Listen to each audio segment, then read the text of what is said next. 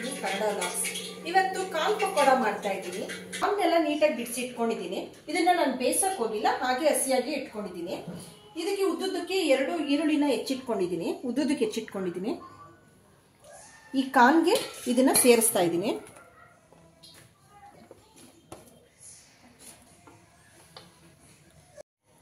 ಶುಂಠಿನ ಸಣ್ಣಕ್ಕೆ ತುರಿದು ಇಟ್ಕೊಂಡಿದ್ದೀನಿ, ಇದನ್ನು ಕೂಡ 1 ಸ್ಪೂನ್ ಅಷ್ಟು ಸೇರಿಸ್ತಾ ಇದ್ದೀನಿ.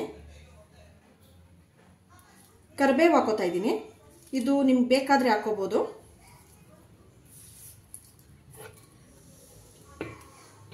ಹೆಚ್ಚಿಟ್ಕೊಂಡಿರುವಂತ ಹಸಿಮೆಣಸಿನಕಾಯಿ, ಕೊತ್ತಂಬರಿ ಸೊಪ್ಪು,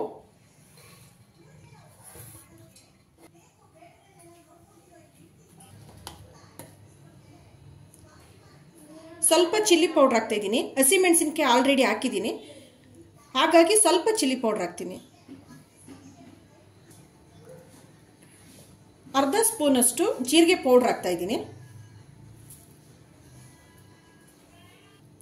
ರುಚಿಗೆ ತಕ್ಕಷ್ಟು ಉಪ್ಪು. ಫಸ್ಟ್ ನಾನು ಚೆನ್ನಾಗಿ ಮಿಕ್ಸ್ ಮಾಡ್ಕೋತೀನಿ.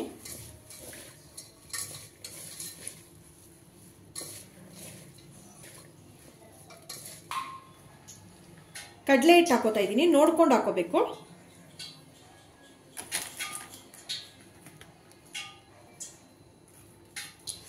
ಕಡಲೆ ಹಿಟ್ಟು ಹಾಕೊಂಡಾದ್ಮೇಲೆ ಒಂದ್ಸತಿ ಚೆನ್ನಾಗಿ ಮಿಕ್ಸ್ ಮಾಡ್ತಾ ಇದ್ದೀನಿ. ಈರುಳ್ಳಿಲೆಲ್ಲ ಸ್ವಲ್ಪ ನೀರಿನ ಅಂಶ ಇರೋದ್ರಿಂದ ನೋಡಿಕೊಂಡು ನೀರು ಹಾಕೋಬೇಕು.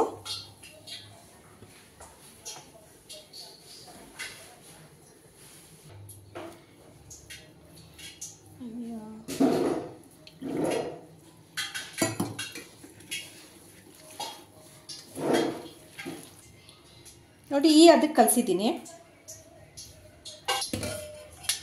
ನಾನು ಪಕೋಡ ರೆಡಿ ಮಾಡ್ಕೊಳ್ಳುವಾಗ ಎಣ್ಣೆ ಕಾಯಕ್ಕೆ ಇಟ್ಕೊಂಡಿದ್ದೆ, ಎಣ್ಣೆ ಚೆನ್ನಾಗಿ ಕಾದಿದೆ. ಇವಾಗ ಪಕೋಡನ ಹಾಕೋತೀನಿ.